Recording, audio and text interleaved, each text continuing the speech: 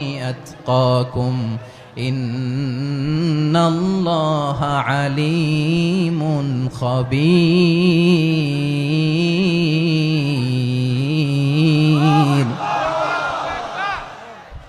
আল্লাহ বলেন ইয়া আইয়ুহান নাস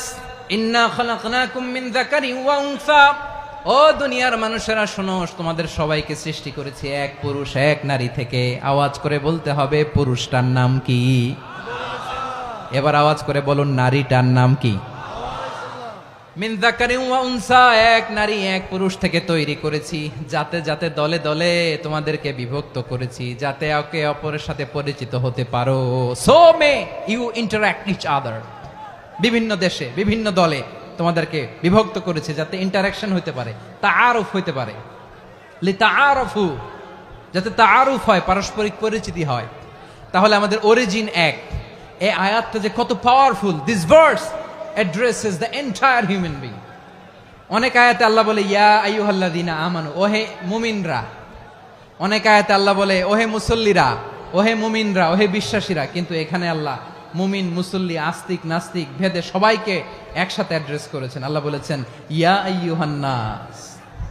ওহে মানব সকল he addresses the entire human being regardless the colors the races the languages the ethnicities and reminded us we all from one origin চিল্লায় বলেন আল্লাহু আকবার আল্লাহ বলেন তোমাদের সবাইকে বানিয়েছি এক পিতা আদম এক মাতা হাওয়া থেকে দলে দলে গ্রামে গ্রামে ছড়িয়ে দিয়েছি যাতে করে তোমরা পরিচিত হতে পারো আমি আল্লাহর কাছে তোমাদের কোনো ধরনের আলাদা মর্যাদার কোনো স্ট্যান্ডার্ড নাই একটা ছাড়া ইন্না আক্রামাকুম ইনদাল্লাহি আতকাকুম আমার কাছে তার মর্যাদা সব চাইতে বেশি যার হৃদয়ে তাকওয়া থাকবে বেশি আল্লাহর কাছে ধনী গরিবের পার্থক্য নাই লম্বা খাটোতে পার্থক্য নাই আরব অনারবে পার্থক্য নাই এই আয়াত নাজিল করে আল্লাহ তাআলা বিভেদের দেয়াল বা প্রাচীরকে ভেঙে গুড়িয়ে দিয়েছেন